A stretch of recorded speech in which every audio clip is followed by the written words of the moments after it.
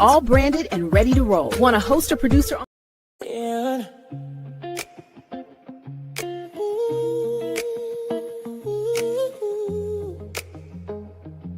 Yeah. Be on the vow, where the truth is real.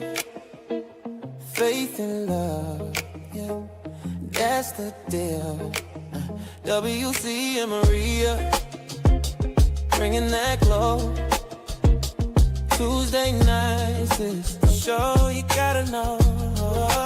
Love ain't a moment, it's a movement we found. Beyond the vows, where the real talk sounds. From single to married, decades deep. Together we rise, where the promise is key.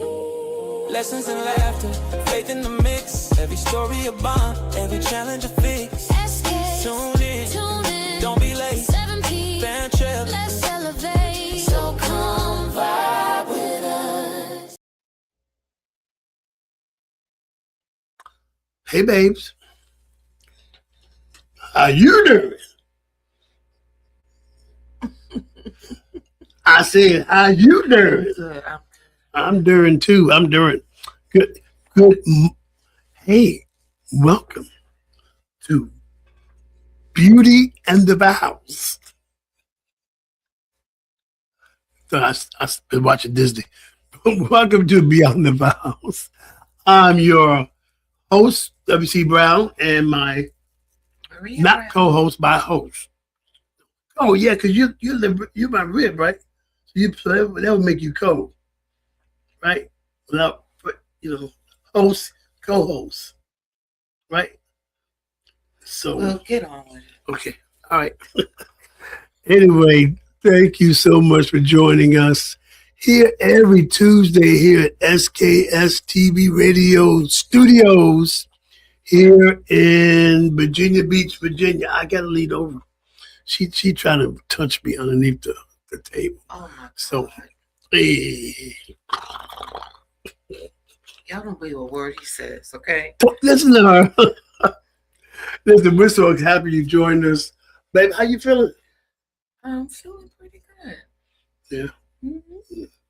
Well, listen, I gotta tell you, before I tell you this fantastic thing that just happened to us, we want to shout out our sponsor, which is deafhopechild.org.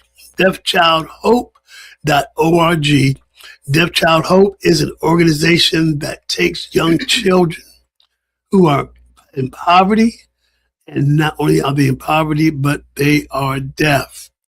We are fortunate to have a child that we sponsor, and you can sponsor a child as well on but you can sponsor a child at deafhopechild.org and go there today. We say it every week. Go there today and just see how you can help one of these amazing kids. And a little later on, we'll show you some of the kids on the screen. So that's a plug for our Deaf Child Hope. So listen, I want to tell you guys, okay, so I have on something special today because I was treated really special. And I'm not talking about the little yellow bus. So let me just show y'all something. I can get it. So, see that? I was a VIP. I was a VIP this weekend. And I'm going to wear this because my honey pie, she made me a VIP this past weekend. So I'm having surgery soon. We have hip replacement. And she wanted to do something to help me get my mind off of my surgery, And then some other things happened. So she treated me to a resort this past weekend. Yes, it was nice. We had a living room. We had a coffee maker. We had a microwave, a refrigerator. That's anyway. Honey, I thank you. I thank you. Lord, I thank you. Thank you, thank you, thank you. Oh, Maria, I thank you for all the days of my life. It was fabulous. It was fabulous. Only thing is she wouldn't get in the pool because I don't know what. And then they had breakfast every morning, and the breakfast was pretty good. A full breakfast. They sure did. It was very good. Did you mention we were by the beach? And we were right on the balcony was right over the beach, and it was cold. Because it was supposed to snow. Not for the first couple of days, though. Well, first couple of days, yeah. And then so we had a marvelous time, and I'm got used to it now. I'm spoiled. I'm ready for the next one, which tells me y'all need to do this too. Y'all need to go on these, take these, surprise your spouse, but surprise them with something that you know they're gonna like. Okay, because there's nothing worse getting a surprise about something that you don't like. Am I right? Amen. What? No, I'm just agreeing with it. Okay, yeah. Because I've been on the giving part of that. So listen, so next week I'm having surgery. I'm going to have hip replacement, and let me just tell y'all something. If you have to have surgery, do not look at it on the internet because it'll mess your mind up. Man, when they start cutting, I tell you when it's cutting the leg and it was hammering his, yeah, that wasn't good. But I didn't want no surprises, But if somebody said you'll be out anyway, I won't be able to hear it. But at least I'll know. So anyway, keep us in your prayers as the surgery is successful. That I'll be coming out soon, strong, vibrant, and running my wife down the street without any pain. That's what I want to do. So honey, tonight you guys, we look at things and we write them down, make sure we because if you write things down, you can always go back to it later on rather than trying to, say things from memory and stuff like that. So it's good to write things down. Just like the Bible says, write the vision and make it plain. So write your marital plan and make it plain. That way when things go south or west or east or north, or if they go north, that's pretty good. But if they go wrong, go back and just look at, what did we commit ourselves to? Right to. So tonight we want to talk about growing in grace. Okay, I'm not talking about growing gracefully, but growing in grace. Okay, and just our disclaimer is that we're not professionals. We're just married. So we'll make that disclaimer. So there was and for couples, there's so many great devotions, couples devotions, that you can look at. The internet is just full of stuff like that. What do you think is so important, or how do you feel about the importance of couples, doing that with a daily routine? I don't want to call it a routine, something they do, they purpose to do together. I think having some form of devotion is good for couples because it keeps us focused, it keeps us united, especially for those that know the Lord. It helps keep us aligned, not only with just the Word of God, but aligned with us both spiritually, so that we can conduct our day and we can declare and decree our day when we're not around each other. Great. So listen, we're going to go to a quick commercial, and when we come back, we're going to share some scriptures with you and some nuggets about growing in grace and what I call the Philippian love affair, right here on Beyond the Vows. Hey friends, exciting news. SKST Radio Network has opened their doors to all of the former Praise Radio clients. You'll get the same great exposure for the same rate, sometimes even less. Ready to join? All right. So we're going to be talking about growing in grace, and there's a scripture that we shared with each other while we were on our little staycation. Mm-hmm. So you want to share that with us? Philippians 1, 8 through 11, and it says, "For God is my witness, how greatly I long for you all with the affection of Jesus Christ. And this I pray, that your love may abound still more and more in knowledge and all discernment, that you may approve the things that are excellent, that you may be sincere and without offense to the day of Christ, being filled with the fruits of righteousness, which are by Jesus Christ, to the glory and praise of God." I just love when you read. You can read anything to me. You can read the alphabet to me, and I'd be feeling some kind of way, you know. But anyway, I digress. But this was Paul. This is Paul. Paul had a great affection for the Philippians, you know, and so basically that actually it was towards the Philippian believers, okay, and that's like, what is Christ's affection like? And then you consider his attributes and meditate upon whether you have this kind of affection for your spouse. Okay. I mean, Paul, the way he felt about them, you know, I'll tell you what it said, that the Greek verb translated affection is used throughout the Gospels. Okay. And, but, you know, he said, why did he feel this compassion towards them?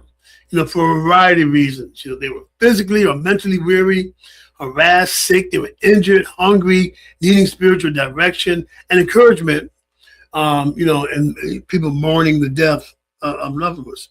So his love for the Philippians was so strong, so compassionate, you know. But do we have that same kind of compassion for our spouses? That's a good question. Yeah. And how far do we extend that? So, you know, basically our spouses really fall into some of the same things too. You know, despair, you know, mental weariness, harassed, sick, you know, needing encouragement. Well, let me ask you a question. In order for Paul to even have that type of concern about or love for the Philippian people, of course, he have had to have some form of connection. And that is something that couples must have, is that connection. You as a husband and me as a wife are supposed to be discerning. We're supposed to know what's going on and what the person is feeling. Now, if I'm having a bad day and you don't pick it up, something's wrong, and vice versa. If you're having a bad day and if I don't pick it up, something is definitely wrong. So we have got to align ourselves as couples. We have to, because how am I supposed to know how to help you if I don't know what it is that's going on? And I know sometimes we say, well, I'm not a mind reader, and I'm just not going to try to figure it out on my own. Or I can't help him because he won't say nothing, or I can't help him because she won't say anything. But daggone it, you've been in the house together all these many years and you don't know? Something's got to be wrong with that picture. So you got to check yourself. Yeah, because when your spouses, when spouses are feeling things, do you show unconditional compassion? You know, so a lot of times it's been easier, and well, I don't know why, but it's been easier sometimes to show more compassion to people who are not in your circle, as opposed to somebody who basically affects your behaviors every day. Well, why is that? You know, I mean, and that, you know, because a lot of times people, when folk put on airs, you know, they want to make themselves. A lot of times they want to make themselves look good by thinking that they are the savior to the world, or they have all the answers to the questions that people have, or you know, how they can handle their ills and this, that, and the other. And then you get home and you don't extend the same, you know, compassion and knowledge and stuff to the person that, you know, who really, like I said, affects your life every day, you know, who knows you in and out, you know, and believe me, that's wrong. So then that's a disconnect. It is. So how do you tell them, how do you fix that? Well, and this is nothing that we call trial and error. You have to be intentional. You have to intentionally know that this person that lives with you every day is at the end of the day, when all these other people are gone, this is your ride or die. This is the person that when you're sick, this is the person when you're discouraged. This is the person that when you're depressed. This is the person when you feel like you have all hope is gone. This is the person that's going to come and try to caress you. I guarantee you, most of the other people that y'all been trying to help and coerce and cuddle and stuff like that won't come to your rescue. And I think that's wrong. I think you do so much for other people, and when you need help, they know where to be found. But that spouse is always going to be there based on those vows that were made. And that's what I'm saying. You got to be intentional. Intentional in what way? You got to be intentional. Intentional how? I'm saying intentional is a word that shows purposeful. Like you tell somebody, so you have a good day on purpose. Have a good day on purpose. Well, I said that means I'm going to make sure that my spouse knows that he or she is the most important thing above anybody else. And that, that's the way things should be. They don't always go like that, but I'm just saying a person that commits to that is all right with me. If I commit to that, then I'm all right with me. So you're saying that our priorities have to be right. Yeah, exactly. That's that's the only thing that you're saying. Exactly. Is that our priorities have to be right. Because I'm going to be honest with you, a lot of times we rip and run. We do things for everybody else, and we're lacking at home. And if that lack continues, then I'm gonna tell you what happens. The enemy already got a foot in the door already, because you opened up the door, because there's no alignment, there's no connection, there's no no type of discernment about what's really going on. And so because the enemy has his foot in the door, then he's going to use whatever he has to play against the both of you. So it's really important that if this is happening in your marriage, that you need to grab hold of what's going on and stop it before it goes any further, because what the enemy hates is marriage. Mm-hmm. He hates that. He hates unity. He hates strength, because the more and more we're connected, and the more and more that we're together, this is what God uses to help fight against the enemy. He uses that connection. And if Christ is married to the church, which we are the church, and we are married to Christ, then he's not going to do anything to hurt us. He's not going to do anything to allow this enemy to come in to try to destroy what we already have as far as our relationship. So that's the same thing that we have to do as couples. We can't allow the enemy to come in, and definitely don't open up the door so he can put his foot in. Oh my God, don't do that, because I'm telling you, once he do that, and before you know it, you're not intimate like you should be. You're not kissing your spouse. You halfway say anything to them. You're always on the phone with somebody else and never talk to your spouse. That's when those things start to come in, and that starts the separation. Being honest in that, and you don't even recognize it till like 9-10 months later. That's crazy, y'all. We cannot allow this to happen. So we have to align ourselves with our spouse. We also have to check ourselves, because sometimes we do more for outside people than we do for the one that's in the house. You know what? That ain't, to me, that's not going to work. You know what? And the world has taught us that we have to be or extend compassion to those who are in need of it. And it also talks about I wrote that down. Compassion to those that deserve it.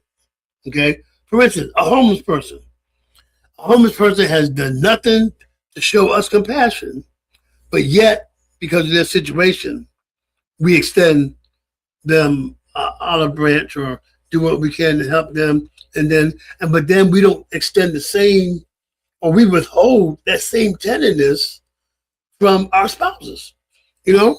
And the one thing I loved about God is that He shows us His love, but we don't have to do anything to get it. He just loves us, you know. We don't have to do this, that, the other for God to love us. He just loves us, you know. And whether we deserve it or not, that's His makeup, which is the same makeup. And I love how you like I said, sometimes we're guilty of withholding tender, loving care from our own spouses because we feel they haven't earned it. I mean, come on, you know. So I'm only gonna love you because you love me, or if you don't show me love, then I'm not gonna show you love. That's not the way this works, folk. Okay, that's not the way this works. Okay, your love cannot be contingent on the love you receive. Okay, you need, first of all, just get yourself in the right position.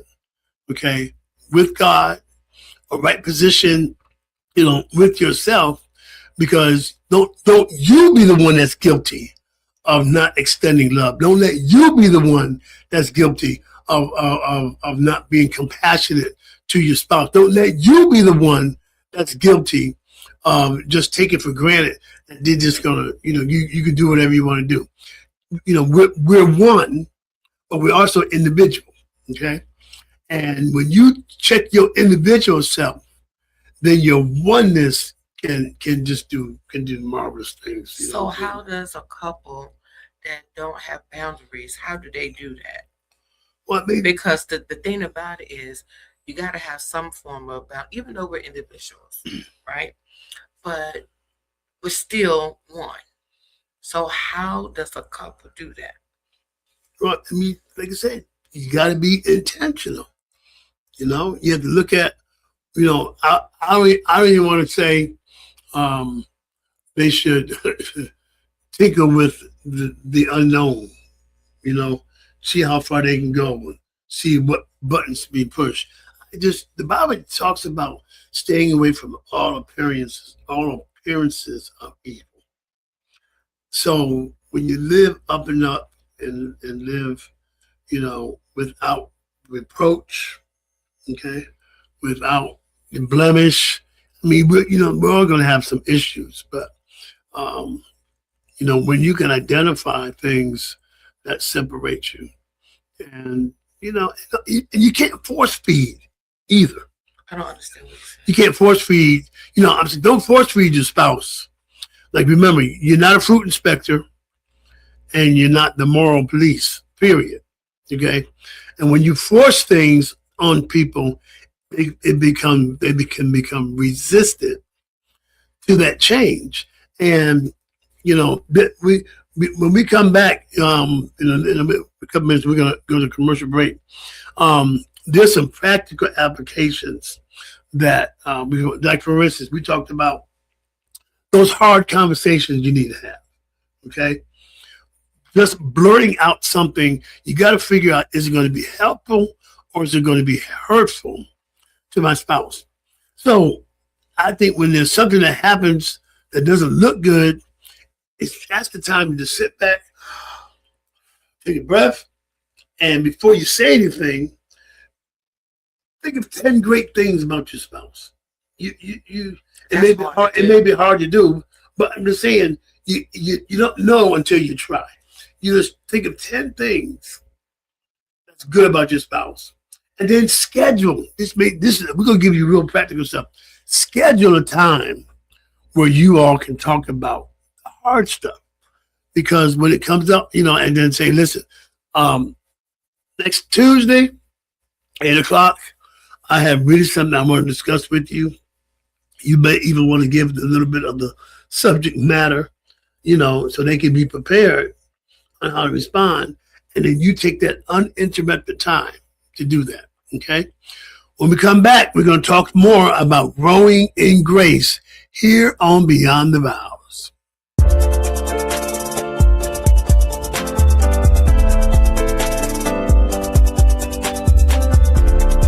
Remember, when one door closes, another one will open even wider. Don't let a setback make you forget what's ahead. Speaking of open doors, did you know that SKST Radio now has a spiritual network?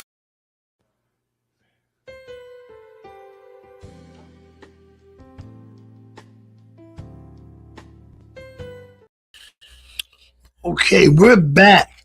Now, there was something that we read when we were on vacation that was so powerful that I really hadn't really thought about it.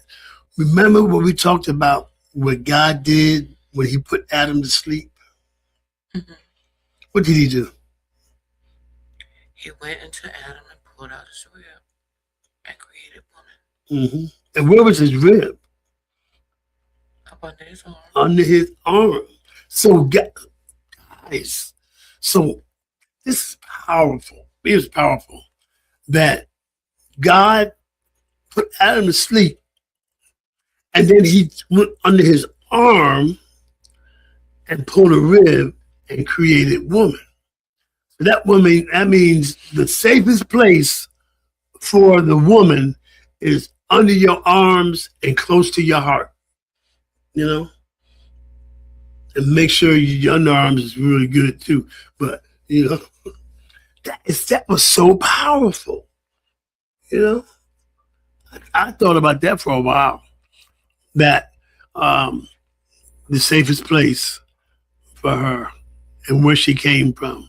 So my thing is, if she came from your underneath your arms into your heart, why would you hurt your arm or why would you hurt your heart?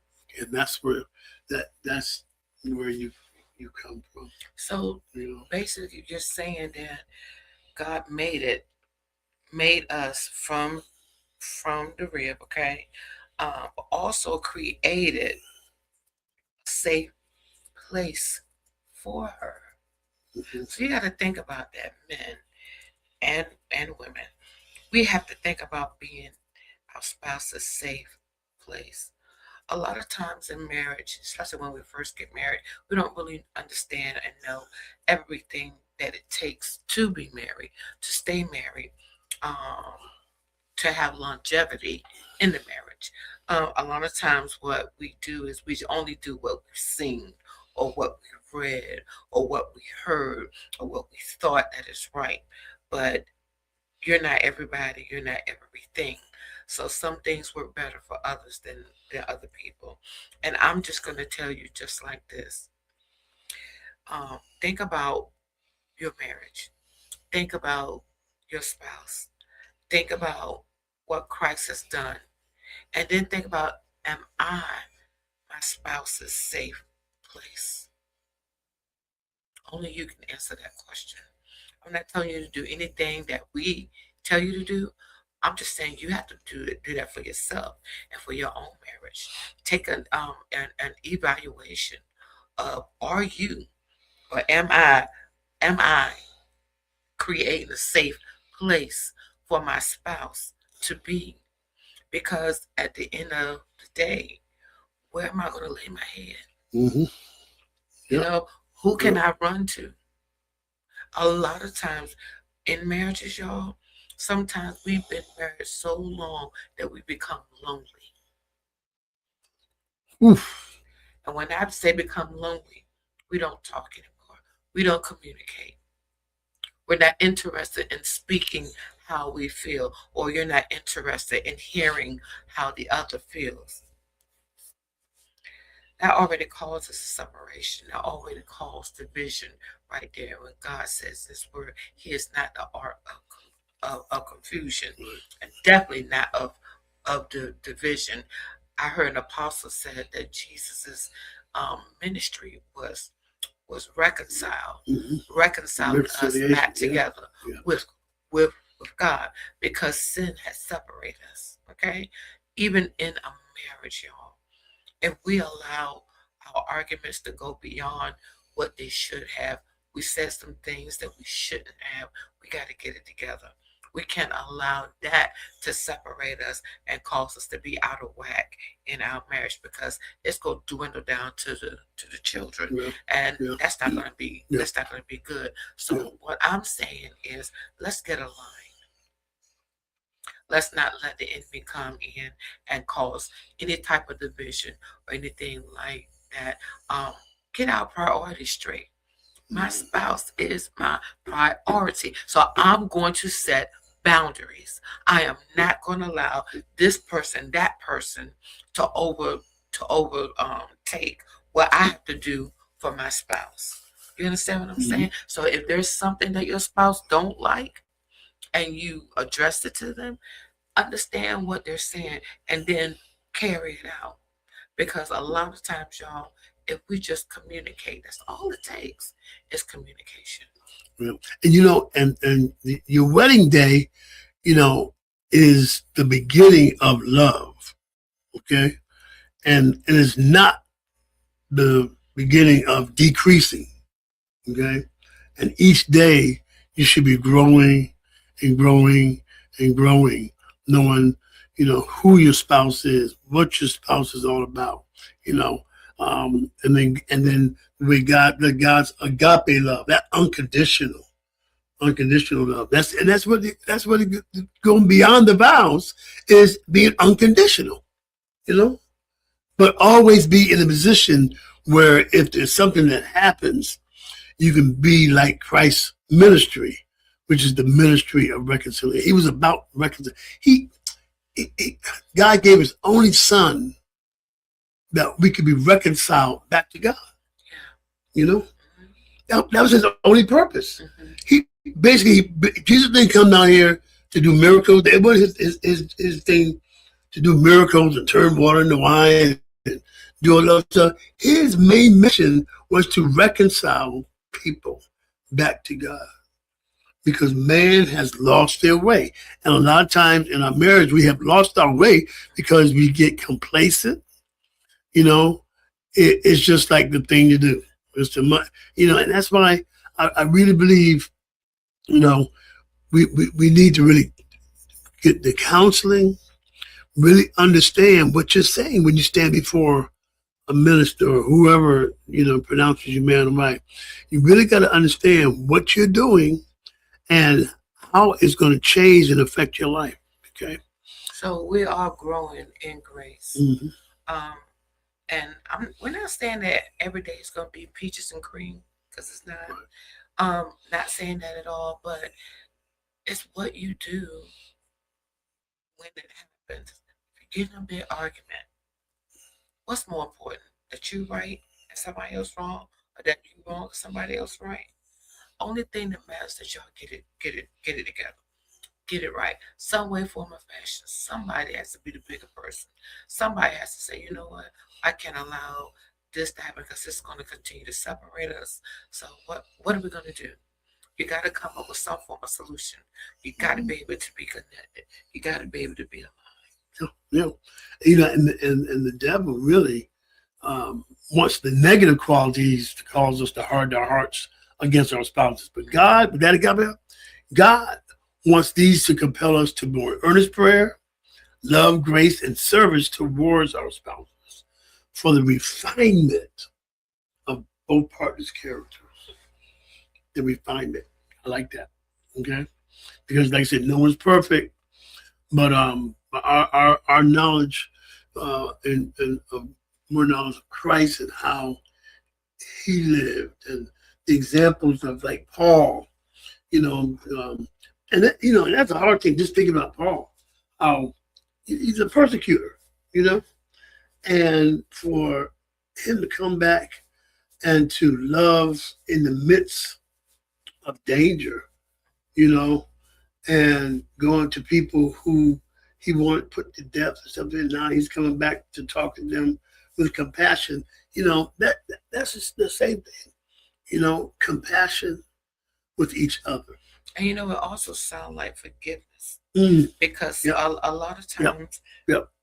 we hurt each other. It's a given. We hurt each other, sometimes intentionally and sometimes not intentionally. But forgiveness is what is going to play a big part. And I know y'all trust and believe me, been there, done that. Sometimes forgiveness is the hardest thing. And you don't know what to do. You don't know how to, you don't even know where to start for forgiveness because at first it's not in you. I'm just going to be honest with you. It is not in you. It is not. And if y'all don't believe me, ask your own self your own question. When I'm in an argument with my husband, is forgiveness my first thing? No, you want to get back. You want to clap back. You want to clap back. You want to say what you want to say. You want to roll that neck. Whatever. You want to roll the neck. You want to roll the eyes. You might want to throw something every now and then, whatever the case is. Say a bad word. Yep. Some of us say bad words when we get upset. We do. Honest to God, we do. And we're being transparent here, but y'all, we really got to think about that. I know it's not easy. Trust and believe me, I know it's not easy, but that's your first step. Yeah. That's your first step. Yeah. And then the one that's given, wait a minute, and the one that's causing the issue, you have got to be really sincere in your apology. Because you don't know what you're taking the other person through. If you hurt them, when you said some things, you did some things that you shouldn't have done, I'm telling you, y'all, the pain that comes along with that for the person that's injured, it's more than what a person can sometimes deal with. And it's very hard. So the first thing that they want to think of is pack their bags and leave. Instead of making it right. But whose job is it to make it right? The one that's hurt, or the one that got, or the one that did the hurting? So we got to really think about that. Isn't that thing that said forgiveness is for the for us and not for the other person? It is, but how? I'm just saying, sometimes that forgiveness don't come right away. Yeah, and then y'all stop being so hard when the spouse makes a terrible mistake, and I'm telling you, they're in front of you in sackcloth and ashes, dancing in the spirit out their clothes like David did. Y'all stop being so hard. It takes a lot for somebody to say, I'm sorry that I messed up, and that's where this compassion comes in, which we need to do that. So real quick. So here's a practical tip. So when you become irritated by perceived fault of your spouse before saying anything, take a deep breath and thank God for 10 specific positive and praiseworthy qualities of your spouse. Then next, pray for God to convict them about their fault. These not going to work for everybody, but I'm saying you got to start somewhere. So let me ask you a question. So when I make you mad, do you think of 10 things? I can think of. I don't. I can think. I don't think of 10 things. I don't have 10 things. I don't have 10 good qualities. Let me tell you something. How many good qualities do I have? Sweetheart, in the moment of anger, I am not. I ain't ask you about the moment of anger. I'm asking you how many qualities do I have? You have some, but I won't not thinking about no qualities Count in the moment. your qualities, name them one by one. Well, I can't count. No way. What? Because when you're in the heat of the moment, I ain't talking about the heat of the moment. I'm talking about just what are my 10 good qualities? Anyway, back to the question. Because I'm being real. Because in the heat of the moment, we're thinking about how person's best qualities. I think about that. Think about how am I gonna get this nigga back? I'm sorry. How am I gonna get this person back? All right. That's the only thing I'm thinking about. That's all I'm thinking about. But I think it comes after you calm down, because I guess a lot of times, even when you are in a serious argument with your person, the most important thing you can do is quiet yourself and probably walk away. Gotcha. And the reason why I say quiet yourself and walk away is so that you won't say anything that you don't mean. Amen. So we're going to go to a commercial, and we're going to come back, and we're going to talk a little bit about discernment right here on Beyond the Vows.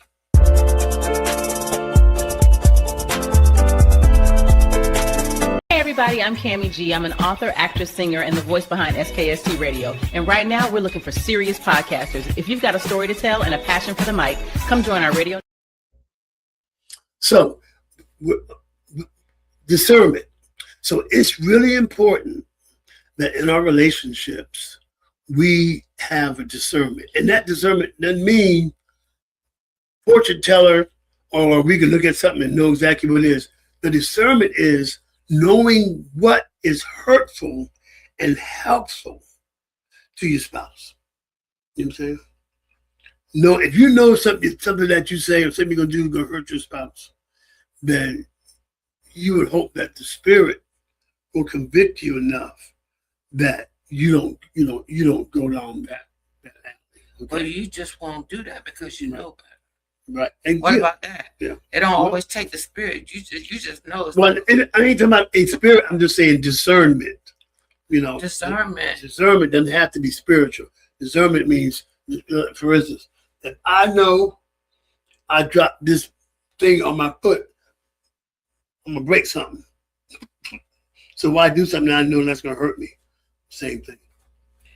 Discernment is when you pick up something from your spouse. Something is either something's not right or something is going on, and you want to make sure that you're good. So that's how you do that. Discernment is picking up on the person when something is going on. Mm-hmm. Now, my own mind tells me to do everything that is right. And when you do everything that is right, I'm not going to have to think about not hurting you because I'm not going to. Right. Period. Right. So, but we all, like I said, we all make mistakes, and oh yeah, every time that you are going to do or say something that's going to hurt your spouse. But we need to take these opportunities to learn to grow together, grow in grace, and we can come out of trials even stronger together, not individually but together. So, but look, we have some questions. You ready for these? Mm-hmm. Okay. And again, if you want to ask a question, if you interested in being on the show, if you got a concern, something you want us to talk about, write us today at beyondthevows.sksttv@gmail.com. beyondthevows.sksttv@gmail.com. Again, say it, baby. beyondthevows.sksttv@gmail.com.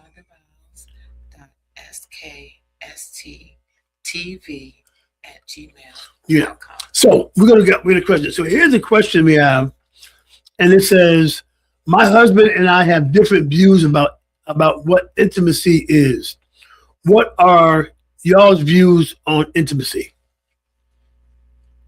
They getting personal, asking us about us. Mm-hmm. Go ahead. Hmm? Go ahead and answer. Intimacy. So men have sometimes a different view. You know how they say women are from Venus, men are from Mars, something like that. Yeah. Sometimes the guys, we have our different view of intimacy. I used to think that intimacy was just like holding and rubbing and twisting and grinding, that kind of stuff, and kissing on the face and this, that, and the other. I think we forget words, intimacy. But as I'm learning from this one here, it's more than just hugging and a cuddling and in the barn sweating and twisting and stuff. That it's an emotional thing.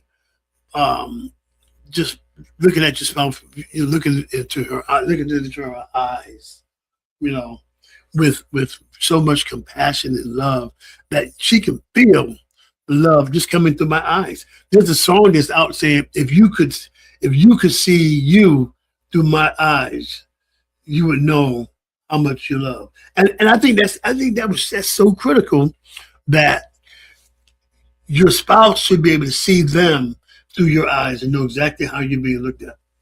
You know? That's good. And intimacy, I'm thinking about being into me.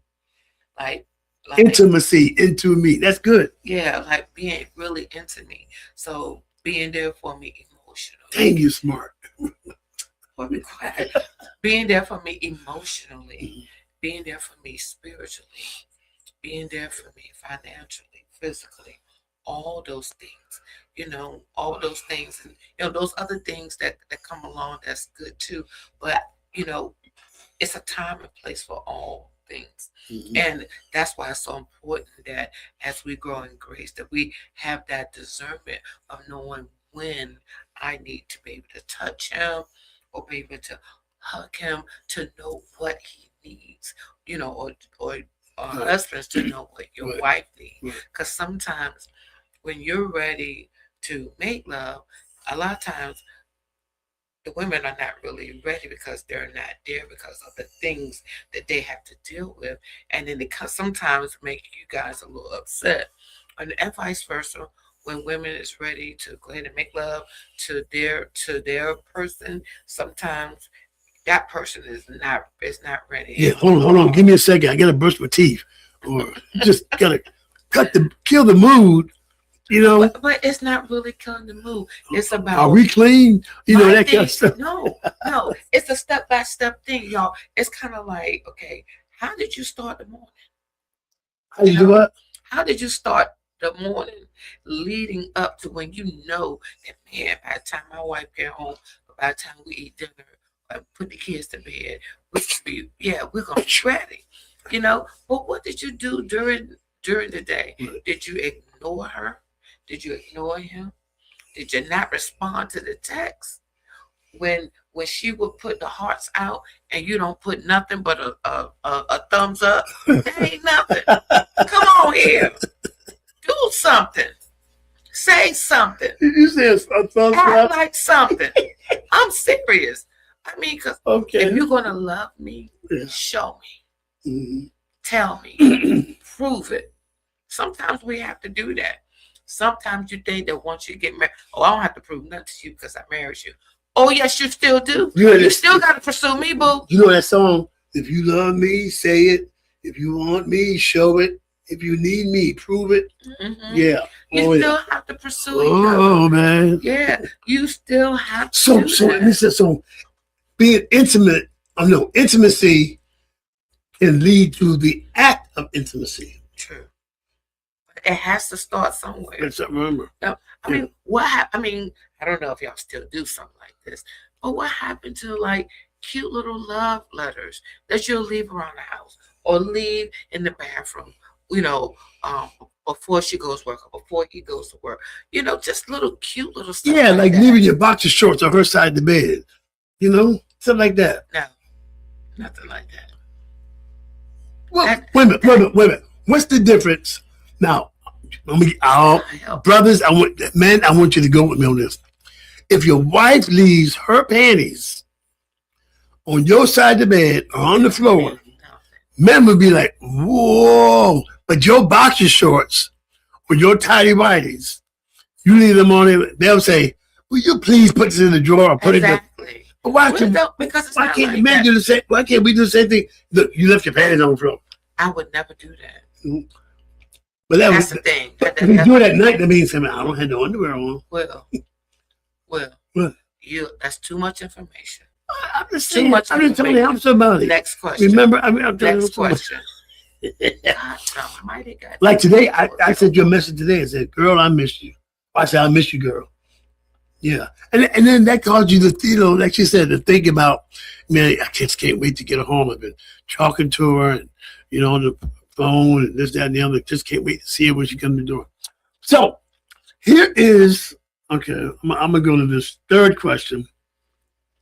How do we handle boundaries with in-laws? You want to answer that? Well, our in-laws aren't living. Well, before my parent died. You know, I mean, you know, I set the stage before we even got. You know, I asked your mama. I asked her mother, could I date her? You know, and I think at some point, me and my mother-in-law, God rest her soul, may have been closer to death. Yeah, well, I'll say this. When it comes to the in-laws, Will has really, he just went all out for my mom in every aspect of the word, all out. I would be at work, they looking at Color Purple for the 15th time, eating ice cream. I'm alone. You know, home alone. I mean, all day long. He'll take her to the park. You know, go grocery shopping or whatever the case is. And that meant so much to me because at the time, you know, my mom had lost my dad. And, you know, it was a little difficult for her, you know, being on her own because she's, you know, when you've been with somebody over 30-some years, it's kind of hard to get back in the swing of things. And then you are a widow and you don't really know what to do with yourself because your kids are grown and it's just you. So it was kind of hard. So we really had to gravitate and pull my mom in because I didn't want her to be alone and I didn't want her to feel alone. So with that, and then, you know, being there for the grandchildren, that meant a lot. But when he came in the picture and just was able to take on her doctor's appointments when I couldn't because I was working or whatever the case is, I mean, he was doing it up, and it was wonderful. Yeah, but I think this question hit that yeah, that was wonderful. Boundaries, you know, how do we, you know, people set boundaries with in-laws. You got to set boundaries with in-laws, especially, you know. Here's the thing: is a wife or husband going to their parent talking about their spouse? Like, Ma, man, she gets on my nerves. Dad, she don't clean, she don't cook. You know, now they got an attitude with you because of what you have put out to them. So when they start to inject themselves, it's nobody's fault but yours. True. You know what I'm saying? But we have to, you know, we don't like meddling in-laws. You know what I'm saying? But meddling in-laws are created by nonsense spouses and husbands and wives that allow that to happen. You know, so you set the standard. You know, say, hey, listen, Mom, I know how you raised me. I know you love me. I'll always be your baby boy, but this is my wife now. You know what I'm saying? And you can't insinuate yourself and how you think she ought to treat me. She gonna treat me the way she feels she want to treat me. God put us together. You know. I do. And then, you know, there are some in-laws that are very overprotective, you know, but then there are some that there's a reason why they're overprotective because, you know, I'm not gonna lie, y'all, there have been a lot of couples that have been in abusive marriages, and because of that or their history, that's the reason why they are the way that they are, and that is something that even if there's a new spouse to come in, that they will have to really understand. And that's going to take some time. It's not going to happen overnight. Yeah. It's not, only thing I can say is treat each other right. Exactly. You know, once you treat each other right, and if there's any issues, try to deal with them between the two of you. And then if you're not able to deal with the two of you, then you need to think of something or talk to somebody that you can really talk to that don't run their mouth and don't gossip from here to yonder. Exactly. Well, you know what? This has been an exciting hour that we've been talking, and we're going to deal with more questions. So listen, next week, it will be my last show for a little bit as I'm having surgery on next Wednesday. And I'm not sure what Honey Bun is going to be doing. here to keep you guys entertained, but I know whatever she's going to do is going to be exciting. So listen, join don't forget our sponsor, deafhopechild.org. Go there today, sponsor a child. And also don't forget, Beyond the Vows